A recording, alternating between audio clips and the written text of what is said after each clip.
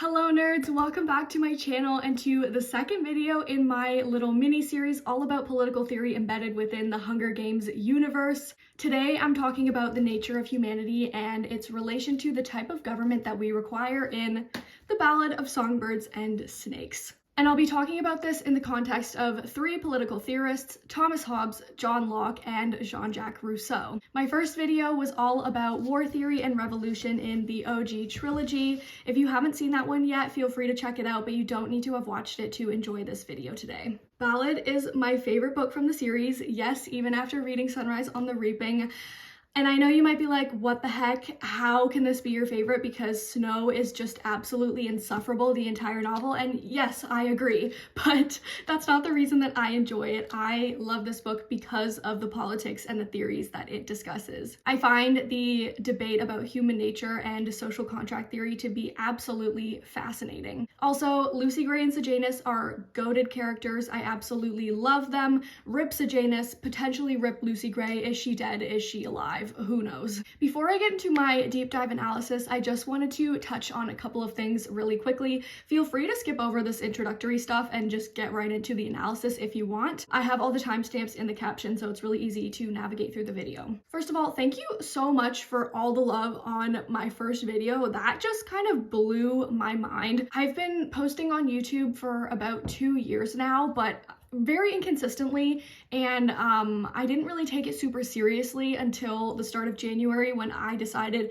I'm going to start being consistent with YouTube, and it really paid off with that video, and it just, I'm flabbergasted. I can't believe just how many people clicked on my video and chose to watch it and chose to spend an hour with me just listening to me yap. Thank you so much all for leaving such kind and thoughtful comments. I've been reading all of them and I'm so sorry that I can't answer every single one of you. I wish I could, but I do. I love how nerdy you all are. It's incredible. It's amazing. Second, I had mentioned in that video that in 2024 I graduated with a BA in political science and human geography, but I have yet to work a job in either of those fields. So many people commented that they were in the same boat as me, and I'm so grateful to all of you who opened up about that because it really made me feel much less alone. I've been feeling extremely lost, not knowing the direction that I want my life to take. It's very overwhelming, and I'm confused and I'm lost and I'm stressed and I feel like I'm running out of time. But just knowing that other people are going through the same thing is a huge comfort to me, and I wanted to just quickly share some advice that I've received that I think might be able to help you guys too. Most people I've spoken to about feeling this way have told me to try volunteering because it allows you to explore your interests and your passions in an environment that's relatively low commitment. Like, if you can't show up one day, it's no big deal. It's not like they're depending on you to be there. You're a volunteer. But it lets you try a lot of different things to see what you really enjoy. I just started a volunteer position and I already feel like my life has purpose again, like I have value as a human being again. If you do have time to volunteer somewhere, I highly recommend it. And then the last thing on this little introductory agenda, a couple people had asked me how I annotate, so I'm gonna walk you through what I do really quickly. My system really changes depending on the type of book I'm reading and what I'm trying to annotate for, but I feel like I've got a system here with these books and these videos that I'm really enjoying and honestly might continue to use in the future with other books. So obviously you'll need a book. And then I also use highlighters, sticky tabs, and I have a notebook. So first I pick the topics that I want to annotate for. So for this video, that was Hobbes, Locke, and Rousseau. For my last video, that was just war theory, revolution, and pacifism. And then I assign each topic a distinct color for the highlighters and sticky tabs. Then as I'm reading, anytime I come across something that's even remotely relevant, I'll tab it here. And then in my notebook, I will write down the quote that I tabbed and then write any thoughts that come to mind and the topic that it relates to, and then I'll just highlight it in here. So let me just show you kind of what that looks like. This was my little system here. So I had purple for Locke, blue for Hobbes, green for Rousseau. And then as I was reading, I would just write out the quotes that I came across that I really liked, that I wanted to mention in the video. And then I write the theorists that they related to, and then just some extra little thoughts down there. And then this just makes it super easy to kind of go back and reference later on. I also have really liked using this notebook because I don't want to write in my Hunger Games books very much because I make Hunger Games content, so it will just get completely crowded in here and it will make it really difficult to do future reads. Literally the only written annotation that I have in this book are on the very first page with the quotes, and then on page 329, when Coryo gets a buzz cut, I wrote Pan Eminem because Tom Blythe looked like young Eminem in the movie. That was just for shits and giggles, but the notebook has really been a savior. Okay, now I think we can actually dive into the video and get to the good nitty-gritty stuff. At the end of Mockingjay, after the revolution has succeeded, Plutarch tells Katniss that we're now in that sweet period where everyone agrees that the recent horrors should never be repeated. He says that humans are stupid and fickle because history inevitably repeats itself, but that maybe this time things will be different. A significant question that Collins tried to answer with the Ballad of Songbirds and Snakes is the following. Why do humans tend to gravitate towards war and violence? Is this a natural part of humanity, or are we instead imbued with a natural goodness that through external factors becomes corrupted? Similar to the questions in my previous video, these are ones that have no answer because political theorists cannot come to a consensus about it. No one knows what human nature truly is, and no one can agree what type of government is best for us. So, like I said before, Collins explored the writings of 3 political theorists in this book. So we have Thomas Hobbes's Leviathan, published 1651, John Locke's Second Treatise of Government, published 1689, and Jean-Jacques Rousseau's The Social Contract, published in 1762. None of these theorists agreed on what the nature of humanity is. None of these theorists agreed on what type of government we require. It is a philosophical conundrum. Are we inherently peaceful or inherently violent? These theorists all discussed human nature within something called the state of nature. The state of nature is the state which humans find themselves in before they enter into a social contract. A social contract is just a fancy way of saying an independent political society with a government that has established rules and regulations. A social contract is just a political tool, a political instrument to create stability and remove any oppression or hardship that occurs within the state of nature. In the state of nature, everybody is equal because there are no laws, rules, or regulations. There is no government, so humans have absolute freedom to act however they please. Humans are most free in the state of nature because no one can control you and no one can tell you what to do. Literally, the only thing that controls you are the laws of nature. For example, you can't fly like a bird because gravity tethers you to the ground. Depending on who we are in the state of nature, these theorists say that we require a very specific type of government. And that government is either required to keep us in check or protect us, or we should just back out of it altogether and stay in the state of nature. With this in mind, here are a couple questions that I want you to consider throughout the course of this video. Number 1, how do humans behave when they are not bound by any laws or government? Number 2, is autocracy or democracy the superior form of government? Number 3, are we products of nature or nurture or both? And finally, number 4, which is better for humans? Absolute freedom in the state of nature or governments at the expense of personal freedom? Okay, now for the fun part, let's get into the analyzing. Let's start with a little bit of context about these 3 political theorists. Despite having very different opinions and views, they have each influenced and shaped the Western political world that we know today. Hobbes helped develop modern social contract theory, which is the foundation for the operation of all modern governments. Governance is no longer a divine mandate from God because of Hobbes. Locke's writing was used to help create the US Declaration of Independence. He's the father of economic liberalism, and he's the reason why democratic governments have a separation of powers that's typically split into 3 branches: executive, legislative, and judicial. And Rousseau immortalized the concept of the will of the people, commonly found in democratic constitutions. We the people are the governors of our own society. We the people hold the power, and we exercise that power by voting. Rousseau's writing has also influenced several revolutionaries.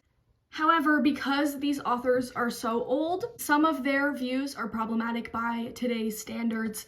For example, Rousseau's writings are very patriarchal and exclude women. The only time that women and their role within the social contract is referenced in his text, The Social Contract, is in regards to our fertility.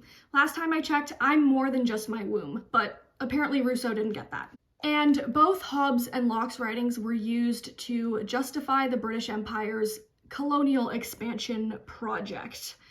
Ooh. I'm gonna talk more about this colonial justification when I do my deep dive analysis on Hobbes and Coriolanus. Generally, it's important to remember that these three men are white and European, and that they were writing during a time when women, people of color, queer people, disabled people, and children were considered subhuman or unable to think critically. What I just gave you is a very, very, very watered down explanation of the influence these men have had on politics, but I think for the purposes of this video, it will have to do. So I've kind of broken this video down into 3 distinct parts, where each part is going to be a deep dive analysis on one theorist and a character in Ballad that relates to that theorist. And those 3 characters are the main characters in Ballad: Coriolanus, Lucy Gray, and Sejanus. And they each represent a specific theorist. Coryo represents Hobbes, Lucy Gray represents Locke, and Sejanus represents Rousseau. If you've read the Q&A between Suzanne Collins and her editor David Leviathan, which I've linked in my caption if you would like to read it, you're probably thinking, hang on a second, that's not who those characters are supposed to represent, and you're right. Coriolanus is Hobbes, Lucy Gray is Locke, but Sejanus is also supposed to be Locke, and the covey is supposed to be represented by Rousseau. I can definitely see how Sejanus fits into Locke. I'm not going to dispute that. However, every time that I have read this book, I have always understood Sejanus to be the Rousseau character, and so that's how I'm going to analyze him. And I understand that this wasn't Collins' intent, but this is my interpretation, so we're just going to roll with it. And this doesn't mean that you need to interpret his character in the exact same way as me. In fact, if you disagree and you think he fits better into Locke, that's awesome, and I would love to hear your reasoning behind it in the comments. Okay, we're gonna start with Thomas Hobbes and Coriolanus to know, because this is where the bulk of the story lies, since it's told through Coryo's perspective. Side note, I'm going to be referring to him pretty much only as Coryo throughout this video, not because I think he's deserving of an endearing nickname, but because it's just so much easier to say than Coriolanus. I also won't be referring to him as Snow unless it's in the context of the OG trilogy or Sunrise, because I think it's important to make a differentiation between younger Snow and older Snow. And this is something that Collins herself does in Ballad. Up until the very end of the last chapter, he is Coriolanus, but in the epilogue, he is Snow. Sorry, I can't get comfortable. Okay. Hereby it is manifest that during the time men live without a common power to keep them all in awe, they are in that condition which is called war, and such a war as is of every man against every man. This is the quote that Collins gave for Thomas Hobbes' Leviathan, which is on the very first page of Ballad. What the heck does this quote mean? Hobbes argued that the state of nature is actually a state of war. It's a dog-eat-dog world. It's every man for himself. In this state, people are extremely competitive and extremely selfish. Think of it like every individual person is their own army, and all of these armies are fighting against one another. Hobbes said that life in the state of nature is, quote, solitary, poor, nasty, brutish, and short. According to Hobbes, the solution to the state of nature is an absolute power that keeps citizens in awe. When citizens are in awe of their ruler, they are more peaceable. For Hobbes, entering into a social contract to escape this violent state of war is essential, but the social contract alone is not enough. For Hobbes, it needs to be an authoritarian social contract, where one man acts as a mortal god king, also known as the Leviathan. An all-powerful sovereign is the only way to keep the peace and maintain control. Now, I want to take a closer look at the cover for Leviathan, because you might miss it if you don't look closely enough. The king is obviously the focal point, but take a look at what his body is made out of. It's made out of the citizens of the social contract, of the society. But notice how they're all facing towards the king rather than away. They're looking to him for advice, governance, and peace. This artistic representation of the Leviathan is what political scientists call a body politic. The body politic is a metaphor for a political society. For Hobbes and advocates of autocracy, the ruler is often represented by the head or sometimes the heart, and it makes the rules. And then the body are the citizens who abide by these laws. They are the organs that listen to the commands of the brain or the heart, and they supply other parts of the body with what it needs to survive. Aristotle famously said that man is a political animal. Hobbes' Leviathan is just one version of this political animal. When people enter into the Leviathan social contract, they are transferring their rights to the king in exchange for the king's protection. The king will defend against invaders, prevent injuries, provide security, protect business, culture, industry. In transferring their rights to the king for these protections, the society becomes one person, one strength, one power, one will, and one judgment. Now, being an autocracy, the king has unlimited power and absolute authority over the body politic. It is able to decide what is best for this body politic. The king's decision is irrevocable and cannot be challenged. Hobbes prefers this kind of government because it's undivided, unlike a democracy, which is extremely divided. And he thinks that because it's united, it will be stronger, taller, and the laws will work more effectively and efficiently. The king is the only person in the body politic that is not constrained by the rules or regulations. Those rules and regulations do not apply to the king. So, any attempts to overthrow him are illegal. However, Hobbes said that the only time a king can be replaced is if he is unable to protect life. Hobbes said that in the state of nature, people have no concept of morals. They can't differentiate between right or wrong. And so in that state, nothing is unjust. You can do anything to a person and you will not face any consequences for it. He said that there are two fundamental laws of nature. The first is that humans seek peace and try to follow it. The second is that when humans cannot obtain peace, they seek the advantages of war for self-defense. For him, the Leviathan is the only way to create a lasting assurance of peace. He was extremely pessimistic of human nature. For him, people were not compassionate. Instead, they sought reputation, authority, power, and glory. And in his version of the state of nature, there are three reasons why people go to war. Number one, competition. People fight to gain something. Number two, diffidence. People fight to defend themselves. And number three, glory. People fight for reputation. In the state of nature, everybody is in constant fear of dying a violent death. Like Coryo, Hobbes also lived through and survived a war, the 30 Years' War in Central Europe between 1618 and 1648, and this greatly impacted his worldview and perception of humanity, causing him to be very pessimistic. Hobbes really did not like war. He wanted to escape it and saw an autocratic social contract as the only way to do so. Similarly, 17-year-old Coryo also didn't like war. This might sound contradictory based on what we know about Snow in the OG trilogy and in Sunrise. I mean, the man literally bombed the districts and completely annihilated 12. But in Ballad, before his worldview gets corrupted by Volumnia Gaul, he did not like war. He was terrified of it. As a young child, he witnessed an act of cannibalism, and this scarred him for life. Like, he was just not the same after that. He was so terrified that somebody would eat him if they got desperate enough. This is why he struggles so much with Dr. Gall's assignment to write everything that the students liked about the war. What was there to like about the Dark Days? The war killed his father, killed his mother, killed his newborn sister, and forced the remainder of his family into extreme poverty. A poverty so horrible that Tigress had to sell her body just to make ends meet. Now, where Coryo dislikes war, Dr. Gall is all about it. She loves it. She loves her eternal war against the districts. and she corrupts Coryo into thinking just like her. Now, her ideology of humanity does mimic Hobbes's violent state of nature, but instead of wanting to create peace, she wants to create strife. She wants the Leviathan king, but she doesn't want the peace that comes with that type of social contract. This means that the capital doesn't properly reflect Hobbes's ideas for the ideal government because it still contains elements of the state of nature. In the capital, we still see the 3 reasons why people go to war. Number 1, competition. The Academy and therefore Dr. Gall pit the students against one another. There can only be one victor in the 10th Hunger Games. All of these students are fighting for a chance to attend university on a scholarship.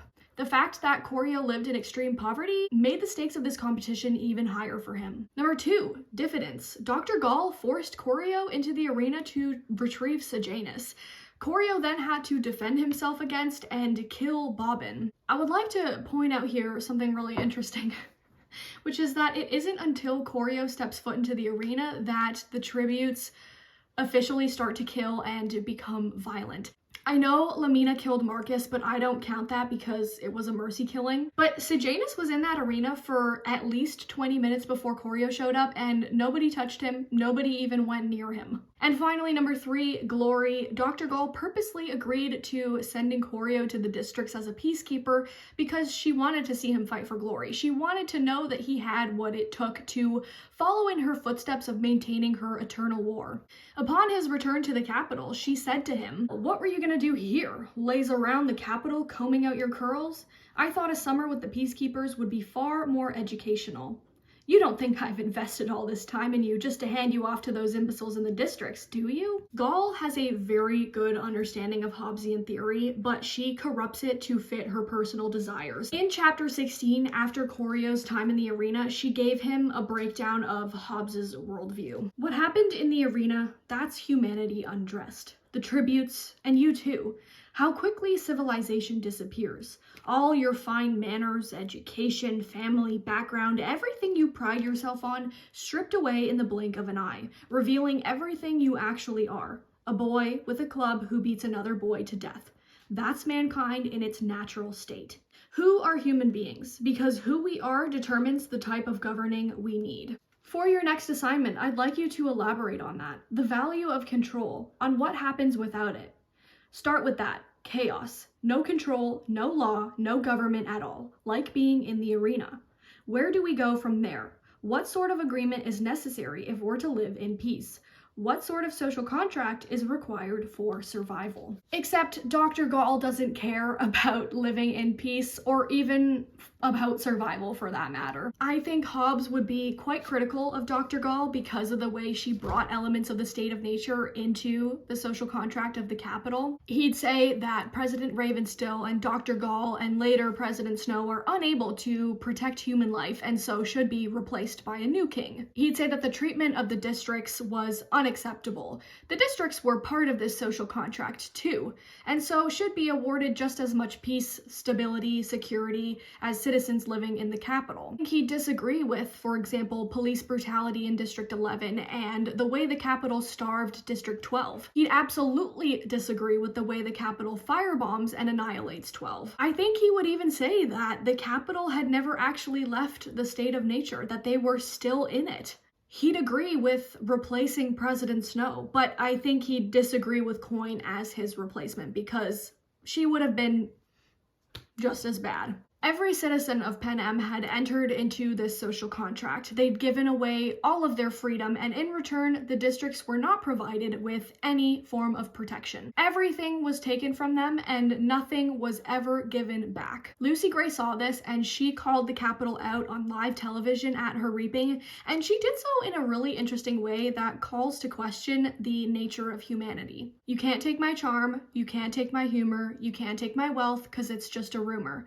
Nothing you can take from me was ever worth keeping. Thinking you're so fine, thinking you can have mine, thinking you're in control, thinking you'll change me, maybe rearrange me, think again if that's your goal. Instead of saying, you've taken everything from me, she said, here's all the things that you can never have. Whether or not you believe that humans are inherently good or inherently bad, what makes us human are the things that can't be taken away from us, our personality and our memories. Interestingly, these are the two things that Snow tried to take away and ultimately failed to take away from Peeta in Mockingjay when he hijacked him. Now, I want to talk a little bit more about Dr. Gall's Eternal War. I have a theory that might be considered controversial, but I think there's some really good evidence to support it. I think that Dr. Gall staged the bombing of the 10th Arena. I don't think it was rebels. I think it was her last-ditch attempt at maintaining her Eternal War, and it worked. Since their introduction, the games were not well received. People were just not watching because they were too violent and too upsetting. The entire point of bringing in Academy students as mentors was to increase viewership. Gall did not want the games to die out. Simply telling the Capitol that the districts were barbaric animals was not enough because people didn't fully believe it. So she had to show them. And what better way to show them than to recreate the symptoms of Hobbes' state of nature. In chapter 1, we get our very first piece of evidence. 10 years after the victory, and he was still dodging between chunks of marble and granite as he wove his way to the academy. Sometimes Coriolanus wondered if the debris had been left there to remind the citizens of what they had endured. People had short memories. They needed to navigate the rubble, peel off the grubby ration coupons, and witness the Hunger Games to keep the war fresh in their minds. Forgetting could lead to complacency, and then they'd all be back at square one. Coryo was living in extreme poverty, but the capital still had excessive wealth. They had the funds to clean the debris, so why didn't they? Leaving the rubble untouched worked to remind the capital citizens of how District 13 had bombed them. It worked to maintain the propaganda that the districts were barbaric and subhuman. The second piece of evidence is after Brandy, the District 10 girl, kills Arachne. Dr. Gall orchestrated her funeral, and she orchestrated the way that Brandy's bullet-ridden body was dangling from a hook. She orchestrated the way that the remaining tributes were shackled to a truck. She paraded them in front of the Capitol, essentially saying, these children are not human. Look at what they did to Arachne. They are animals. At the funeral, Dr. Gall said that the Capitol must hit back against the districts twice as hard, and that the Hunger Games would proceed with more energy and commitment than ever before. Coryo wondered to himself if Dr. Gall was, quote, hoping for another act of violence so she could punish another tribute, maybe a live one this time in front of the cameras. And this is exactly what happens with the bombing of the arena. It was all caught on live TV. At the funeral for the Ring twins, the scarred bodies of the tributes who died were draped over horses. The living tributes were caged in trucks, and the dead bodies of the District 1 and 2 tributes who tried to escape during the bombing are dragged on the pavement behind the horses. If Dr. Gall staged the bombing, it was just an excuse for her to parade the tributes around, showcasing them as if they were beastly animals. Listen, Dr. Gall was head game maker and head of the War Department. She had access to weapons that were locked away, heavily guarded in a secured building. To even get inside the building, you had to have your retinas scanned. The arena was locked, empty, and ignored since the 9th Hunger Games and was surrounded by cameras. The only people with access were game makers. Unless the rebels who planted the bombs were undercover and who had access, I find it really hard to believe that it was anyone other than Dr. Gall. Gall, who, quote, relished witnessing pain and probably assumed they all did. And she had no qualms about sacrificing her students to prove her point. Just look at what she did to Clemencia. I also want to touch more on the Capitol's propaganda used to negatively portray the districts as subhuman, and I want to bring this back to how both Hobbes and Locke's writings were used to justify colonial expansion. Hobbes's writings were used to justify the denial of indigenous sovereignty and to demote indigenous peoples to the lowest ranks of subhumanity, and Locke's property theory, where he argued that if you put your labor into something, that thing now belongs to you, was used to justify the theft of lands from indigenous peoples. It's really hard to look past Locke's influence in colonialism, but some scholars suggest that Hobbes actually opposed expansion and conquest. and that his words were corrupted into justifications. For example, Liu 2024 argued that Hobbes viewed expansion as a disease that weakens a commonwealth, but I'm not as sympathetic towards Hobbes. Hobbes referred to indigenous peoples using a word that is now considered to be a slur, and I will not be repeating it. In chapter 13 of Leviathan, he said, "For the insert slur here, people in many places of America, except for the government of small families, the concord whereof dependeth on natural lust, have no government at all, and live at this day in that brutish manner." Basically, he was arguing that America was in a semi-state of nature. Despite how indigenous peoples had hierarchical dominions within individual family structures, there was no social contract, and so they lived in brutish ways. He thought that because they lacked a social contract, indigenous peoples lived under a constant threat of war. In chapter 30 of Leviathan, he said that while indigenous peoples are capable of intelligence, they lack the capacity for philosophy, scientific knowledge, architecture, calculation, technology, and industry.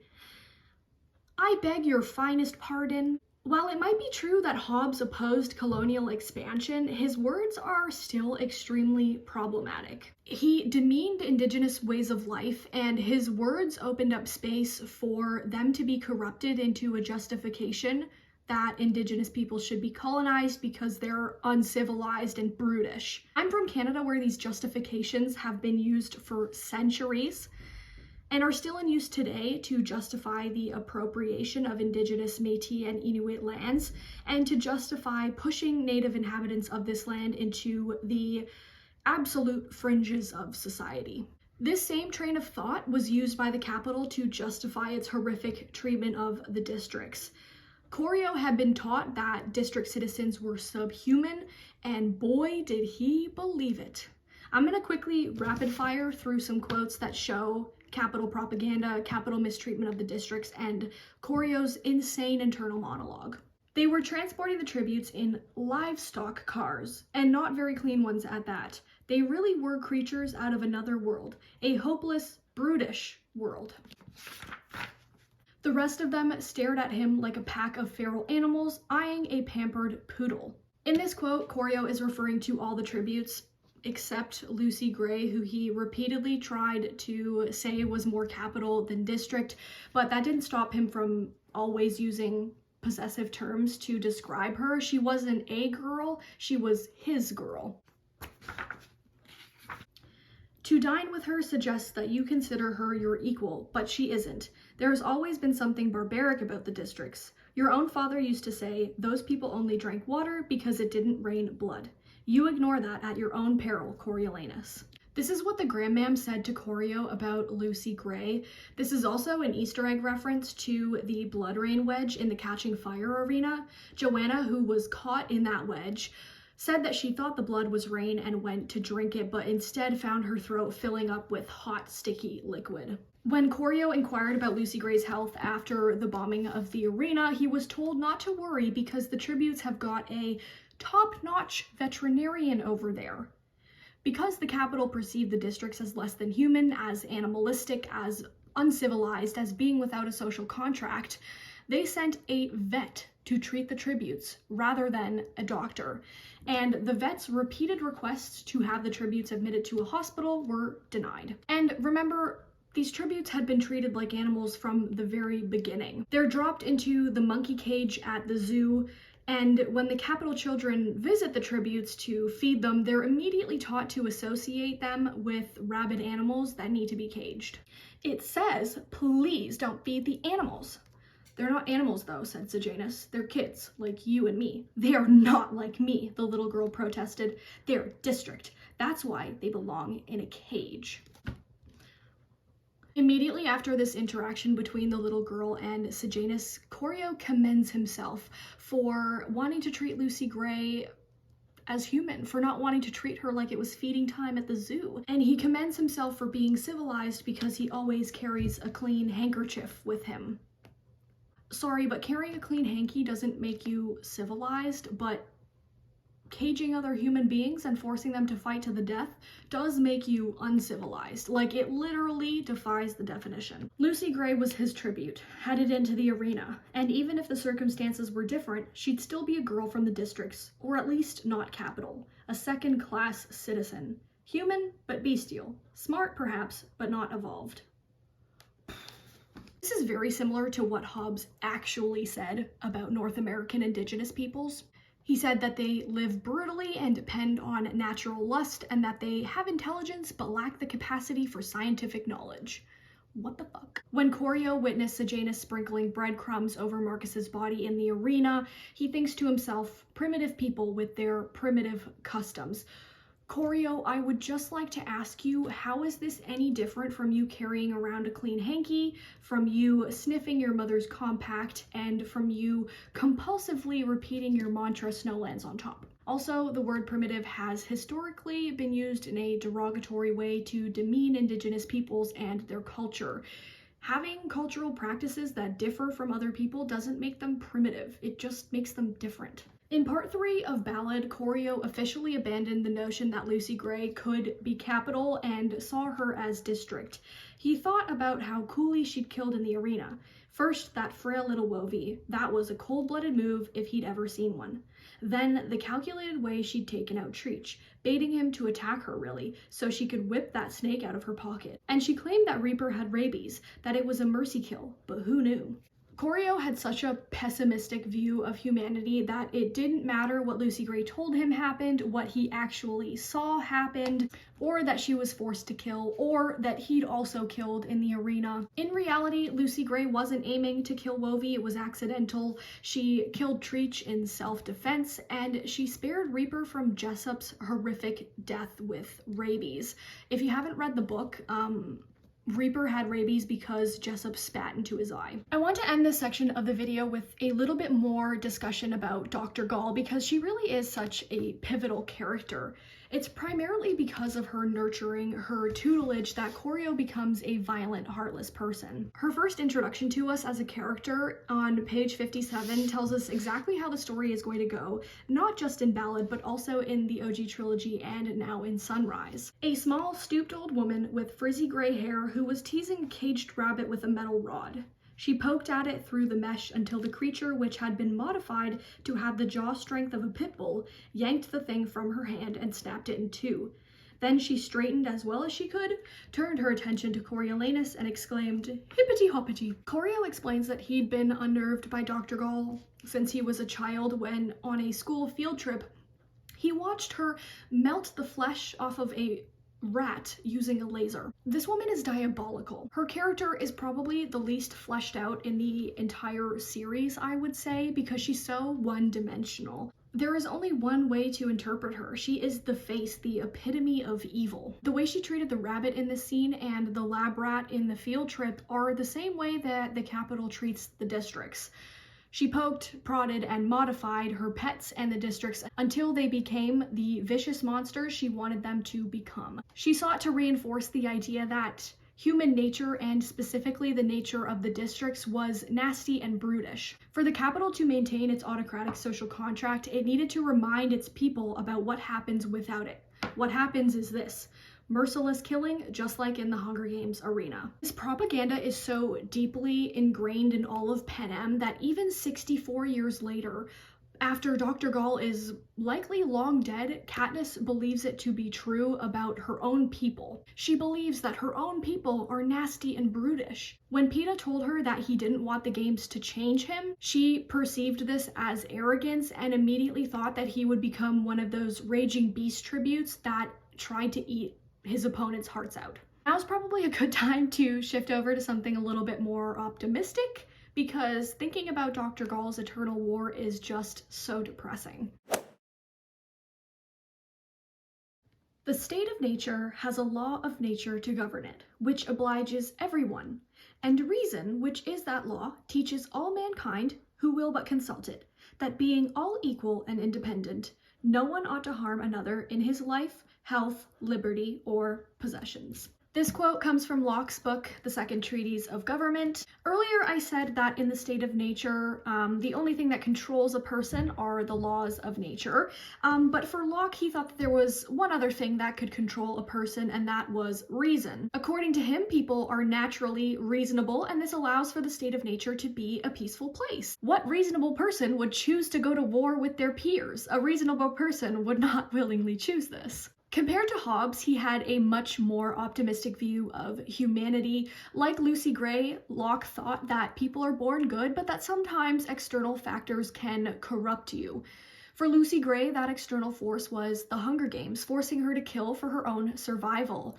For Locke, the only external force that can corrupt a person is property, which also forces people to kill. For Locke, property isn't just about your material possessions, though. It's also about your body. You own your body, and therefore you also own your life, health, and liberty. In the state of nature, we're supposed to be reasonable enough to avoid harming other people's property, but because there are no laws, this isn't unavoidable. You'll find yourself in a state of war with someone if they, for example, make you their slave. By making you their slave, they've stolen your body and therefore your property. Locke argued that we enter into a social contract to protect our bodies and to protect our property, and to give ourselves the resources, aka the laws, to live a dignified life. A dignified life where no one can force you to become their slave. And his ideal social contract was one of representative government, where the majority rules. This is how modern democracies tend to function. We vote for who will represent us, and the majority vote wins. Side note, this can sometimes lead to what we call a tyranny of the majority, which is when majority rule represses or oppresses minority voices. But that's a discussion for another day. Back to social contract theory. Locke also believed that everyone in the society had to consent to joining the social contract, otherwise it was null, void, and unenforceable. But this is merely theoretical because we can't actually consent to the social contract that we're a part of. We have no choice as to what country we're born into. Regardless, Locke was very critical of Hobbes's Leviathan and his desire for an autocratic king, and he said that living under a king like this does more harm than living in the state of nature. One of my favorite quotes from Second Treatise is this: "Men are so foolish that they take care to avoid what mischiefs may be done them by polecats or foxes, but are content, nay, think it safety, to be devoured by lions." Basically, what Locke argued here is that in the state of nature, humans are slightly inconvenienced. We'll worry about being bitten by a fox or a polecat, and this occasionally does happen. Hobbes wanted us to join the Leviathan social contract to escape these minor inconveniences, and Locke compared this to being devoured by a lion. What's the better option? Maybe being bitten by a fox in the state of nature, or definitely being devoured by a lion in an autocratic social contract? Locke's answer is very clear, and that's why he's a proponent of democracy. I can't help but giggle at this quote, especially in the context of Ballad and Coryo. Every time he's in the woods near District 12, he makes himself a walking stick, which is really just a weapon in disguise, that he plans to use on any lurking creatures that might attack him. Nothing attacks him or ever comes near him. I mean, yeah, sure, he was bitten by a snake that one time, but like, come on, man. It was no big deal. Then at the end of the book, he returns to the capital and he willingly gives himself up to Dr. Gall, who's going to devour him like a lion. He's still very wary of Gall, but he genuinely thinks he's safer in the capital than in the woods with the covey, which is... We see Locke's version of the state of nature in several characters, not just in Lucy Gray. We see Locke in Tigress in the very beginning of the book, Tigress whose body had not been protected by the capital social contract, Tigress who had to sell her body as a prostitute to make ends meet, to put food on the table, and to keep her family from homelessness. She may as well have been living in the state of nature where her property, her body, could be taken by anyone. And it wasn't just her body that was taken, it was also her labor. When we're first introduced to her as a character, she's an apprentice for a fashion designer named Fabricia, but rather than training Tigress, Fabricia uses her more as slave labor. Tigress is forced to give her foot massages and to clean her hair out of all of her drains.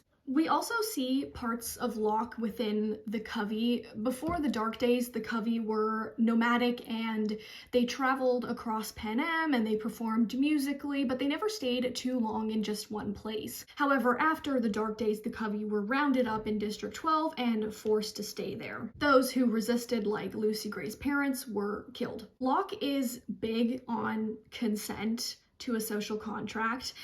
The Covey never consented to life in 12, and although consent to a contract is very theoretical, I don't think Locke would approve of the Covey being forced to join Pan Am in that way. He would have wanted them to at least have the choice. The Valley Song, written by Lucy Gray, can be seen as an allegory for not only her captivity in the Hunger Games, but also for the Covey's captivity within District 12. Go write me a letter, send it by mail, bake it and stamp it to the capital jail. Life in 12 is a life in jail. Nobody consents to going to jail. And then we also see Locke in the districts as a whole, and my favorite example of this is actually in the arena, which is supposed to be Hobbes' state of war. And Reaper brings Dill into the sunshine one last time before she dies so that she can enjoy that warmth and see something beautiful. The tribute that everyone expected to be the most violent subverts all expectations by showing kindness, and not just to Dill, but to all the dead tributes. He builds them a makeshift morgue, and he gives them dignity post-death. He shows that humans are peaceful in the state of nature. Another example of this is when Lucky Flickerman is interviewing Dean Highbottom right before the game started, and Highbottom actually made a very good Lockean point. One look tells you ours have had more food, nicer clothing, and better dental care. Assuming anything more a physical, mental, or especially a moral superiority would be a mistake. That sort of hubris almost finished us off in the war. We're all born equal, but that doesn't mean that our material property is equal, and this is why we join social contracts. And in this scene, the same way that Locke is critical of Hobbes's autocracy, Dean Highbottom is critical of how the capital is treating the districts and is criticizing them for having moral superiority over the districts, which isn't actually true. We also see this unequal distribution of material property and perceived superiority when the Academy students feed their tributes at the zoo. Arachne taunts Brandy with a sandwich, passes it, pulls it back, passes it, pulls it back. Arachne was creating competition over property, which is a key feature of Locke's state of nature. This type of competition can push people to kill, hence Brandy slitting Arachne's throat. And then of course there's Lucy Gray, who's the embodiment of Lockean worldview. People aren't so bad, really. It's what the world does to them, like us in the arena. We did things in there that we'd never have considered if they'd just left us alone. I think there's a natural goodness built into human beings. You know when you've stepped across the line into evil, and it's your life's challenge to try and stay on the right side of that line. People are born good, but property corrupts them. This is what Lucy Gray says to Coryo after they've fled 12 and are headed towards the lake. They get into a little bit of a tiff, and they're arguing about human nature, Lucy Gray being optimistic, Coryo being pessimistic, of course. Coryo makes himself another walking stick weapon because now he's entering a life where he has to worry about basic survival. Again, worried about polecats and foxes, but willingly lets himself be devoured by the lion. And when he's bit by the snake, he has the sudden urge to laugh at the irony of how quickly their relationship had deteriorated into their own private Hunger Games. We also see a lot of Locke in Lucy Gray's songs, the Valley Song, Nothing You Can Take From Me, Deep in the Meadow, and even Pure as the Driven Snow, which is ironic because Coryo had been corrupted.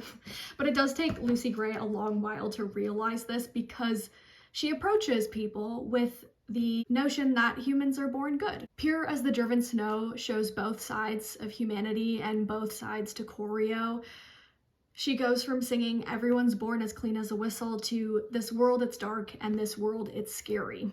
Deep in the Meadow is probably the best song that showcases human goodness. It's a lullaby used to soothe sick children. Lucy Gray sang it to Maud Ivory when she had croup, and Katniss sang it to Prim when she was ill and to Rue when she was dying. But the lyrics themselves also mimic the peaceful state of nature. Here it's safe, here it's warm, here the daisies guard you from every harm. When the Covey take Coryo and Sejanus to the lake, they were outside the borders of the social contract. They were essentially in the state of nature because in the woods they had absolute freedom. There's no government or laws out there.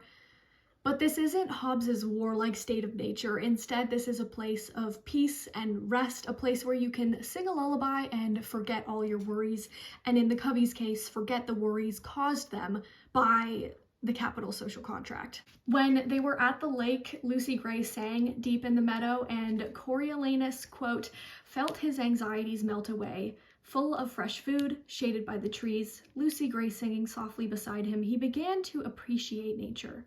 It really was beautiful out here. The crystal clean air, the lush colors. He felt so relaxed and free. What if this was his life, rising whenever, catching his food for the day, and hanging out with Lucy Gray by the lake? Who needed wealth and success and power when they had love? Didn't it conquer all?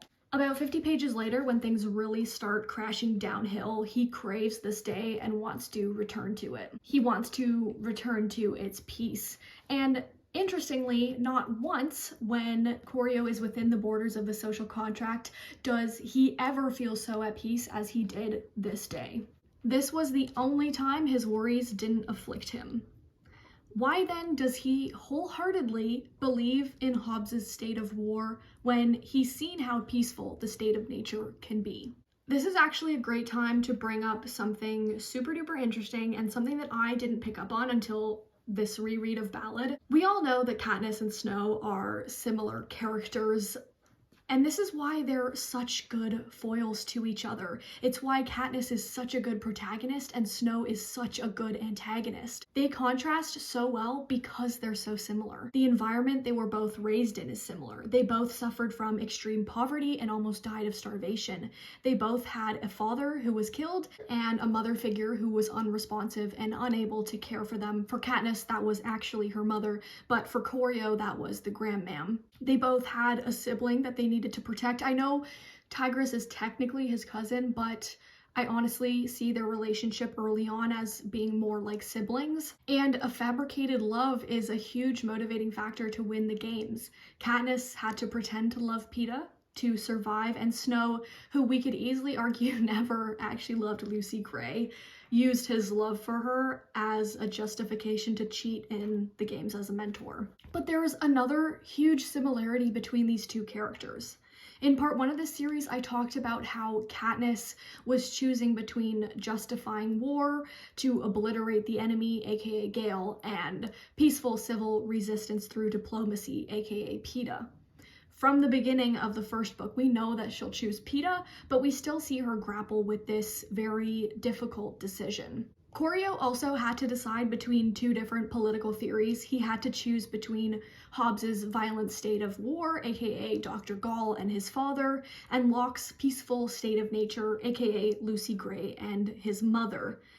We know based on his subconscious biases towards the districts that he'll choose Hobbes, but we still see him grapple with this philosophical conundrum. In the original trilogy, it's kind of hard to decipher when Katniss makes this decision. I would argue that it's when they're in Tigris's basement and she overhears Peeta and Gale talking about who Katniss might choose after the war, and Peeta says that Katniss is going to choose whoever she can't survive without.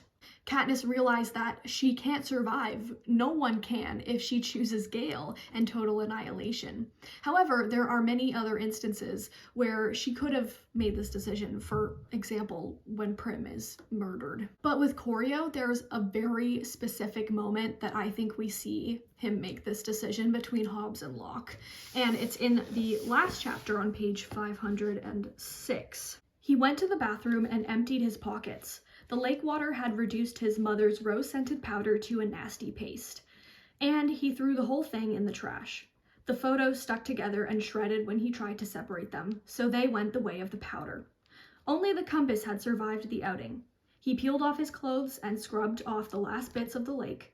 When he'd dressed, he took down his duffel bag and began to pack, returning the compass to his box of personal items and stowing it deep in the bag. The photos here represent Sejanus and Rousseau. We know that Coryo was never going to choose Rousseau because he constantly demeans Sejanus's worldview, so of course the photos end up in the trash. The powder represents Lucy Gray, his mother, and Locke. Both women were gentle, kind, and peaceful people, and the powder, which had once brought Coryo great comfort, has now been destroyed, so he throws that away too. The compass represents Dr. Gall, his father, and Hobbes. Both Gall and his father were unkind, violent people. The only object he walks away with here is the compass.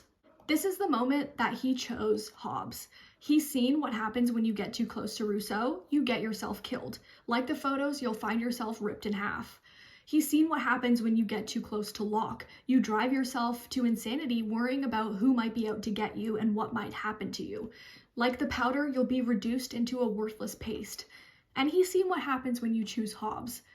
Social order. Like the compact, you'll remain intact and in one piece. He chooses Hobbes to avoid death and chaos. In the last few pages of Ballad, we really see how firm Coryo has become in his decision to choose Hobbes and Dr. Gall's eternal war. When Coryo meets with Gall immediately after returning to the capital, she asks him about the purpose of the games and about the 3 C's: chaos, control, contract. Really important to note here that Coryo was so focused on control and chaos that he neglected the third part, the contract part. Specifically, the part about the Leviathan contract that said that a king should and can be replaced if he is unable to protect life. Back to his conversation with Gall, he says that the Hunger Games, they're not just to punish the districts, they're part of the eternal war. Each one is its own battle. One we can hold in the palm of our hand instead of waging a real war that could get out of our control. They're a reminder of what we did to each other, what we have the potential to do again because of who we are. This is eerily similar to what Plutarch tells Katniss at the end of Mockingjay. And then Gall asks Coryo who humans are, and he replies, creatures who need the capital to survive. In the epilogue, when Snow is talking to Dean Highbottom, he says that the games support Gall's view of humanity, especially because they use children. We credit them with innocence, and if even the most innocent among us turn to killers in the Hunger Games, what does that say? That our essential nature is violent. And then Snow thinks to himself what is probably the most insane thing ever. He'd continue the games, of course, when he ruled Panem. People would call him a tyrant, iron-fisted and cruel, but at least he would ensure survival for survival's sake, giving them a chance to evolve. What else could humanity hope for? Really, it should thank him. Humanity should thank him, but the very last page, the very last thing that Snow does is murder Dean Highbottom. Yeah, okay, Snow. Coryo's experiences during the Dark Days, the 10th Hunger Games, and his time as a peacekeeper in 12 all teach him about human nature. What he learns is this: nature gone mad, genes gone bad, chaos. He comes to understand that humans are inherently solitary, nasty, and brutish, and therefore need a Leviathan king to maintain peace and social order. He's absolutely projecting here, though, because several characters show him that humans can be good and peaceful. But he doesn't see this for, I think, 2 reasons. The first reason is that all of his decisions are based in a narcissistic desire for control. Think about how his perception of Lucy Gray changes the second that they're both in District 12, where he can no longer control her every move because she's not locked in a cage anymore. He even thinks to himself that he wishes he could relock her in that cage because things were easier. He also hates the fact that love as an emotion makes him feel out of control, and this is why in the epilogue he decides to marry someone that he hates, because that way control is easier. He wants to be the one to do the manipulating, not the one to be manipulated. And the second reason is that since birth he'd been indoctrinated by propaganda, he'd been nurtured into adopting a pessimistic view of humanity. Gall groomed him into thinking this way by repeatedly putting him into dangerous situations and then praising him for surviving them, all while dangling the possibility of a scholarship and therefore escaping poverty over his head. Are we the way we are because of nature or nurture or both? I always wonder, who would Coryo have been if his mother and younger sister had survived? I honestly think that he could have been a very different person. I don't necessarily think he would have turned into the tyrannical war criminal that he became if he'd had his mother for guidance. We get two very different characterizations of his mother. Casca Highbottom described her as vapid and self-obsessed, and Coryo described her as a warm blanket of security. She sang loving lullabies to him as a baby, and it's her makeup powder that he turns to for comfort. Coryo also thought that she wasn't tough enough for this world, which tells me as the reader that she was a very gentle person. So which was she, a narcissist or an empathetic person? I don't trust Casca's characterization of her because it's coming through a lens of hatred towards Crassus Snow, who he saw as morally corrupt. But I do trust Coryo's characterization of her because she's the only character that he doesn't project his Hobbesian worldview onto. She's the only person that he thinks was born good and stayed good throughout her entire life. Everyone else was at war with one another because they're born violent. I also trust his characterization of her because it aligns with Strabo Plint's characterization. He tells Coryo that she was always gracious to him despite him being born in District 2. Who would Coryo have been if his mother and younger sister survived? Okay, let's shift gears here one last time to talk about Sejanus and Rousseau. In the state of nature, humans have absolute freedom, right? Both Locke and Hobbes agreed that it's better to give up some of this freedom by signing into a social contract than to continue living in the state of nature. They both thought that a social contract was the only remedies to the horrors that do, in the case of Hobbes, or can, in the case of Locke, happen within the state of nature. This is where Jean-Jacques Rousseau fundamentally disagrees. Man is born free, and everywhere he is in chains. This is the quote Collins chose on the first page of Ballad from his text, The Social Contract. I love this quote, it's awesome, it goes hard, but I've always wondered why she didn't include the rest of the quote.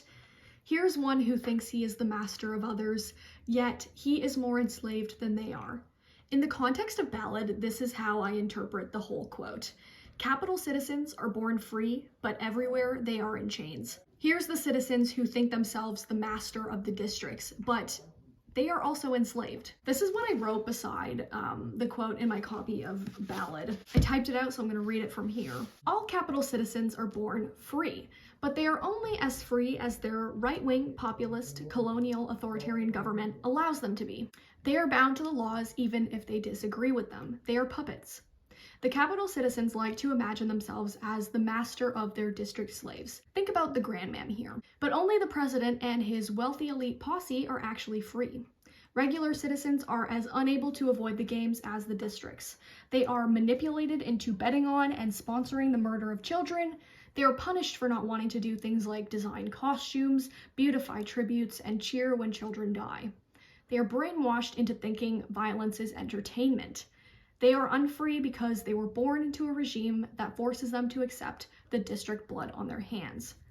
Plutarch, Cressida, Messala, Castor, Pollux, and Sejanus understood this, which is why they became expatriates and sought refuge in the districts. They understood that they were freer in the state of nature than in the capital. I wrote this several years ago, and I do still agree with it, but I also know that this line of thinking can be problematic.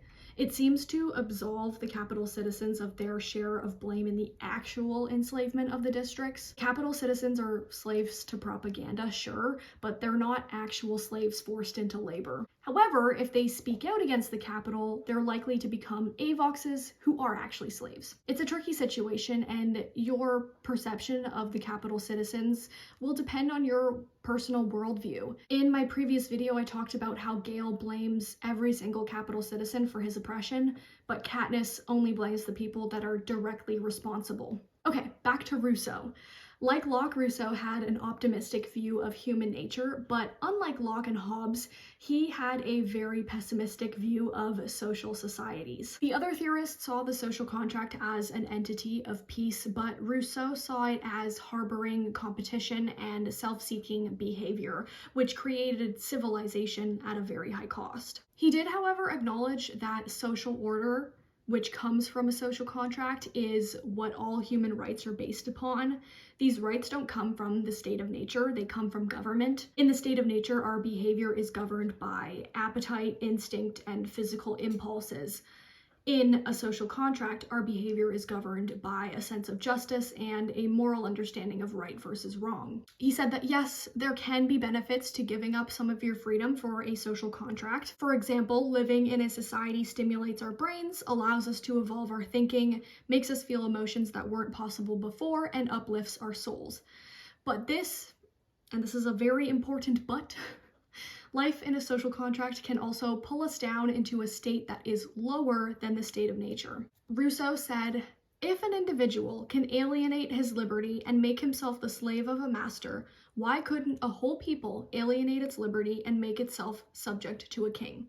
He was essentially comparing life in a social contract to slavery here. He also said, "You can live peacefully in a dungeon, but does that make it a good life? The Greeks imprisoned in the cave of the Cyclops lived there peacefully while waiting for their turn to be eaten." Here he's referring to Homer's Odyssey, where the main character Odysseus and his ship crew get trapped on an island with a Cyclops named Polyphemus, and they make their way into Polyphemus's home and they get comfortable and they eat and they drink, and then Polyphemus shows up and he eats half the men. I just had to sneak that little reference in there because me and Suzanne Collins both love Greek mythology. Anyways, this quote from Rousseau is quite similar to what Locke said about choosing to be devoured by Hobbes's lion. Sejanus saw living in the capital as living in a dungeon. His family had all the money in the world, sure, and he could live a relatively peaceful life, but this doesn't change the fact that he feels like he's in chains. He hated being a mentor for the games because it made him complicit in their violence. It's just this whole Hunger Games thing is making me crazy. I mean, what are we doing? Putting kids in an arena to kill each other? It feels wrong on so many levels. Animals protect their young, right? And so do we. We try to protect children. It's built into us as human beings. Who really wants to do this? It's unnatural. He said this in private to Coryo, but he does talk about these same things in class when Dr. Gall is there. A decent number of students agree with him that the games are wrong, or at the very least acknowledge that they're uncomfortable to watch. When it comes to Sejanus, one of the main reasons why I see him as the Rousseau character is because of something he said about the capital's social contract. Now that the war's over, they're just citizens of Panem, aren't they? Same as us. Isn't that what the anthem says the capital does? You give us light, you reunite. It's supposed to be everyone's government, right? It should protect everyone. That's its #1 job, and I don't see how making them fight to the death achieves that. The key thing that he said here is that it's supposed to be everyone's government. You could interpret this as Locke's representative democracy, but I don't, because representative democracy is a majority democracy where the minority still has to follow the laws even if they don't agree with them. So it's not really for everyone. But Rousseau wrote about a social contract that I do think fits a lot better into this idea of everyone's government. And it's one that's governed by something called the general will. A good assumption to make would be that the general will is a manifestation of direct democracy, where everyone is devolved in decision-making, like in ancient Athenian democracy. But that's not quite right. He was actually just as critical of direct democracy, or what he referred to as ancient democracy, as he was of representative or modern democracy. His general will is such an extreme form of democracy that it's basically a fantasy. In his ideal social contract, participation in the democracy is essential, but it's not enough. Everyone must transfer all their rights to everyone. You give up your rights, but in turn you get those same rights back from somebody else, meaning that everybody is the master of everybody. It's a bit confusing, bear with me. Because of this mutual exchange of rights, the general will should be the personality of every citizen within the society, because every citizen is an inseparable part of a whole. Again, we have this idea of the body politic. For Rousseau, the body does not function unless citizens are both ruled and the rulers. If everyone doesn't rule themselves and in turn get ruled by others, the body falls apart. It's like a chicken with its head cut off. The society can still function, but it's running around bleeding everywhere. The second you stop ruling yourself and allow others to become your master, both you and your master are in chains. Now the chicken is decapitated and in chains. Rousseau's ideal world is one where no citizen is rich enough to buy another citizen, and where no citizen is poor enough to have to sell themselves. For him, obedience to the general will is freedom, and obedience to self-interest or a private will is unfreedom. I think Rousseau was aware that his general will was a bit of a fantasy, especially in the context of large-scale societies like Panem. He also acknowledged that social contracts are easily corrupted. He said, "The body politic, like the human body, begins to die as soon as it is born, and carries in itself the causes of its destruction." For these reasons, Rousseau sought to return to the state of nature, and this is best explained by looking at his 3 stages of human development. 1, the animal stage, where compassion was stronger than self-interest. 2, the primitive stage, where compassion and self-interest had the same level of strength. And 3, the civil society stage, where compassion was weaker than self-interest. The primitive stage, the one before we enter into a social contract, was the golden age, because there was perfect balance between doing what is best for others and for what is best for yourself. This is the stage that Sejanus is trying to get back to the entire book. He did everything he could think of to leave the capital and the civil society stage. He willingly entered the arena hoping to be killed. He became a peacekeeper to escape the capital, and when he could no longer be a peacekeeper in good conscience, he wanted to run away with the rebels and to leave the social contract entirely. Sejanus literally said that being capital was going to kill him, and when Coryo retrieved him from the arena, he didn't want to leave because, quote, "there's nothing left to do but die." Humans are so deeply unhappy in the civil society stage because of how they're chained up. When Coryo and Sejanus reunite in 12, Coryo notes that Sejanus has lost about 15 pounds, almost as if a huge weight has been lifted from his chest. In the capital, Sejanus was suicidal, and after Marcus was crucified, he completely checked out and drugged himself basically into a coma. But in 12, Sejanus was mentally and physically lighter. Interestingly, the opposite was true for Coryo, who became suicidal in 12. Fun fact about Rousseau, his theory about the general will contributed to the ideas that would eventually lead to the French Revolution of 1789, which brought an end to the feudal system, a very unequal societal structure in France. His ideas were considered avant-garde and radical. Who else's ideas were considered radical? Sejanus. He routinely used his voice to advocate for the districts and was never afraid to speak out against Dr. Gall. Sejanus said about Marcus, "He's either dead or about to be when you catch him and drag him through the streets in chains." "That's all right," Dr. Gall countered. "No, it isn't. I don't care what you say. You have no right to starve people, to punish them for no reason. No right to take away their life and freedom. Those are things everyone is born with, and they're not yours for the taking. Winning a war doesn't give you that right. Having more weapons doesn't give you that right. Being from the capital doesn't give you that right. Nothing does." And when Marcus is actually crucified, he's not afraid to call Dr. Gall for what she is. A monster. There's a reason why Sejanus is constantly compared to Katniss. With the release of Sunrise, I've seen a lot of people say that Lucy Gray was the fuel to the revolution, Haymitch was the spark, and Katniss and Peeta were the flame. I would say that Sejanus was also part of the fuel that eventually led to the revolution of Panem. Had Coryo not betrayed him, had he not been hanged, I think he'd have been there right beside Katniss in Squad 451. At the beginning of this video, I said that the Covey is also represented by Rousseau. When Coryo tells Lucy Gray about his assignment to collect all the Jabberjays and send them back to the capital, she replies and says, "I hate to think of them caged up when they've had a taste of freedom." I think she was talking about more than just the Jabberjays here. I think she might have also been talking about herself and the covey as a whole. The word covey means a small flock of birds, which is so fitting for them. They originally lived nomadically and traveled freely before being caged in District 12 by peacekeepers. Lucy Gray then said, "Sounds like torture having someone controlling your voice like that." Like the Jabberjays, the Covey's voices had also been controlled. The Covey seems to be the happiest in the woods, in the state of nature, the primitive stage of human development, when they're far away from the chains of the social contract. At the end of Ballad, Dr. Gall told Coryo that she'd erased all footage of the 10th Hunger Games because, with the students, quote, "dropping like flies," these games had presented the capital as too vulnerable. Coryo was glad of this erasure because it eliminated Lucy Gray from the world. Goodbye, Lucy Gray, we hardly knew you. And although he doesn't say it, I'd assume he was also glad that his situationship with Lucy Gray was also erased because it too presented him as vulnerable. This erasure calls into question the use of and the extent of the capital's propaganda. How far did it go to maintain its narrative of superiority over the districts? What actually is the purpose of propaganda, and why is it such an effective political tool? Why is it so easy for our rulers to make us implicitly submit to their propaganda? These are some questions that I want to try and answer or just look at with my theory video for Sunrise on the Reaping, which will be the last video in this series.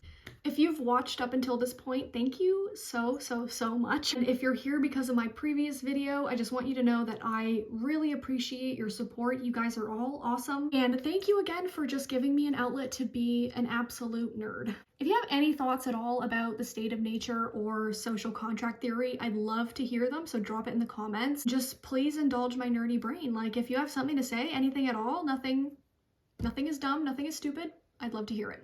And I'll see you in the next one. I'm hoping that the last part in this series will be ready for you guys to watch by mid-June.